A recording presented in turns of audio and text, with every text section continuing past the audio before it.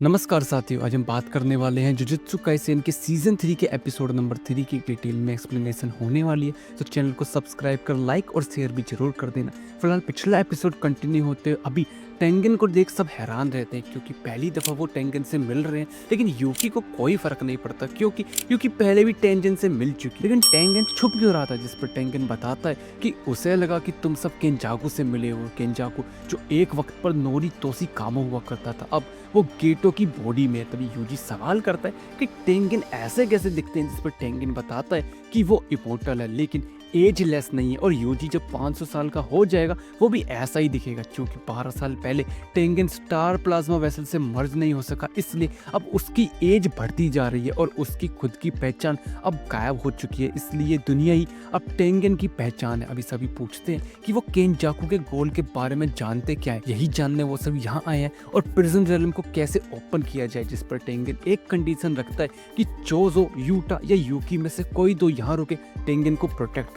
सब कहते हैं कि क्या टेंगन को किसी गार्ड की जरूरत है। यूकी पूछती है कि क्या वो बताएगा कि क्यों और कब तक गार्ड करना पड़ेगा उसे। टेंगन अभी बताना शुरू करता है कि केंजाकू इंसानियत को इवॉल्व करना चाहता है, जिस पर मेगुमी कहता है कि ये उन्हें पता है लेकिन वो कर कैसे रहा है। और शिबुया इंसिडेंट के वक्त क्यों केंजाकू ने टेंजिन के बैरियर को आइडियल ट्रांसफॉर्मेशन के साथ इस्तेमाल नहीं किया, जिस पर टेंगन बताना शुरू करता है क्योंकि इतनी कर्स्ट एनर्जी बन ही नहीं पाती कि इंसानियत इवॉल्व हो सके। इसलिए केंजाकू टेंजिन से इंसानियत मर्ज करवाना चाहता है। तो जो मेगुमी का सवाल था कैसे वो ये करेगा, तो ये उसका जवाब है। लेकिन अभी भी सब कंफ्यूज होते हैं कि टेंगन तो प्लाज्मा वेसल से ही मर्ज हो सकता है ना, जिस पर टेंगन बताता है कि पहले ये सच था लेकिन 12 साल पहले प्लाज्मा वेसल के मरने के बाद टेंगन इवॉल्व हुआ और अब वो किसी से भी मर्ज हो सकता है। जिस पर जोजो पूछता है कि लेकिन वो पूरी इंसानियत से कैसे मर्ज होंगे, क्योंकि टेंगन तो सिर्फ एक ही आइडेंटिटी है। जिस पर टेंगन बताता है कि टेंगन के इवोल्यूशन के बाद अब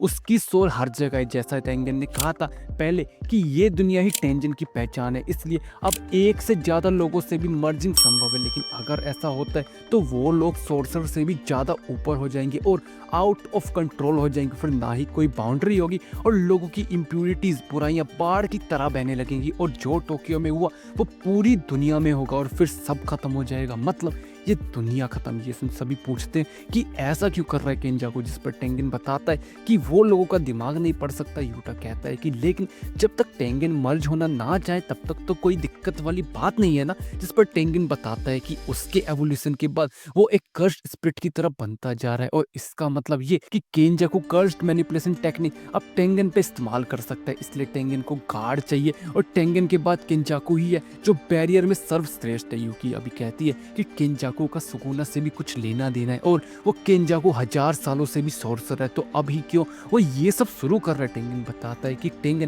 प्लाज्मा वेसल और 6 आई किस्मत से आपस में जुड़े हुए। पास्ट में 2 बार 6 आई ने केंजाकू को रोका, लेकिन दूसरी बार में केंजाकू सावधान हो गया था, इसलिए उसने 6 आई और प्लाज्मा वेसल को उनके पैदा होने के 1 महीने के अंदर ही मार दिया। इसके बावजूद भी मर्जिंग के दिन प्लाज्मा वेसल और 6 आई अपेयर हो गए। इसलिए केंजाकू ने फैसला किया कि अब वो 6 आई को मारेगा नहीं बल्कि उसे कैद करेगा, क्योंकि एक वक्त पर 2 6 आई वाले इंसान नहीं हो सकते। इसलिए अगर एक सील रहता है तो दूसरा वाला कभी आ ही नहीं सकता। 12 साल पहले टोजी जिसने प्लाज्मा वेसल को मारा, फिर गेटो जो कर्स्ट मैनिपुलेशन जानता था, और 6 साल पहले केंजाकू को प्रिज्म रेलन मिल गया। उसको सारी वो चीजें मिल गई जो उसके मकसद में उसको साथ देने वाली थी, और फिर गोजो को उसने उसमें कैद कर लिया। इसमें मेगुमी पूछता है तो फिर कलिंग गेम क्यों हो रहा है। टेंगन बताता है कि ये तो बस वार्म अप है मर्जिंग से पहले, क्योंकि कलिंग गेम में कर्स्ट एनर्जी इस्तेमाल होगी और उसी का इस्तेमाल केंजाकू रिचुअल परफॉर्म करने में करेगा। और इतने बड़े लेवल पर रिचुअल परफॉर्म करने के लिए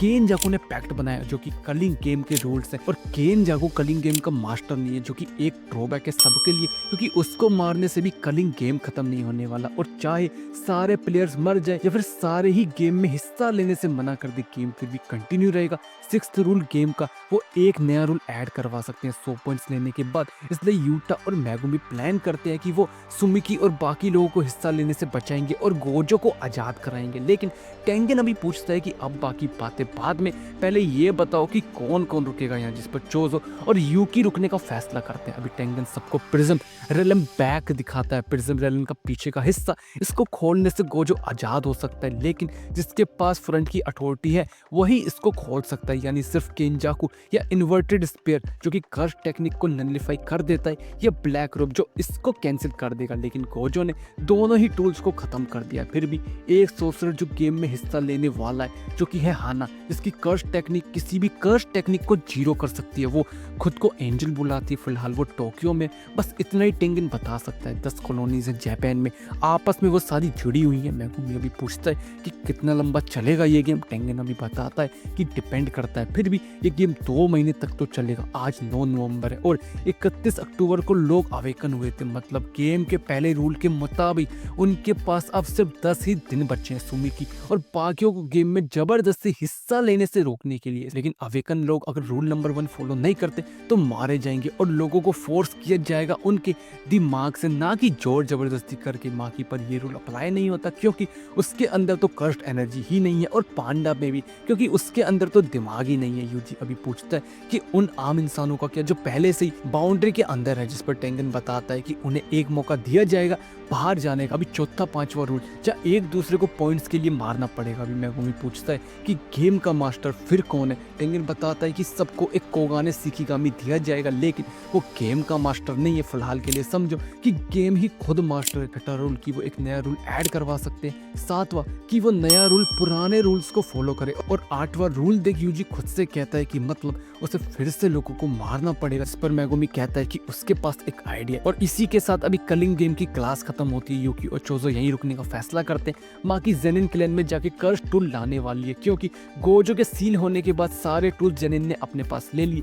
मेगुमी जेनिन क्लैन का हेड है, तो मेगुमी का शुक्रिया कि उसकी वजह से माकी अब टूल्स ला सकती है। यूटा कॉलोनी में जाएगा ताकि इंफॉर्मेशन ले सके सुमिकी और मेगुमी के कॉलोनी में एंटर होने से पहले। और यूजी और मेगुमी हिकारी को लेने जाएंगे, वो यहाँ उनकी काफी मदद करेगा क्योंकि वो यूटा से भी ताकतवर है। अभी सभी अपने अपने रास्ते निकल जाते हैं। यूजी जाने से पहले चोजो का थैंक्स करता है। मीनवेल ताकावा नाम का एक कॉमेडियन उसको उसका बॉस पूरी तरीके से सुना रहा होता है कि उसके जोक्स बकवास है, छोड़ दे अब वो ये जॉब उसके काम की नहीं। एक आदमी वहीं बैठा होता है जो कहता है कि 2 तरीके के लोग होते हैं, एक जो फनी होते हैं और दूसरे जो फनी बनने की कोशिश करते हैं। तो कौन सा वाला है तकावा। और इसी के साथ एपिसोड नंबर 3 खत्म हो जाता है। एपिसोड 3 कैसा लगा कमेंट बॉक्स में जरूर बताना, अच्छा बुरा वो भी अपना फीडबैक जरूर देना। एफर्ट्स अच्छे लगे तो लाइक सब्सक्राइब शेयर जरूर करना, और मिलते हैं नेक्स्ट वीडियो में। तब तक के लिए धन्यवाद।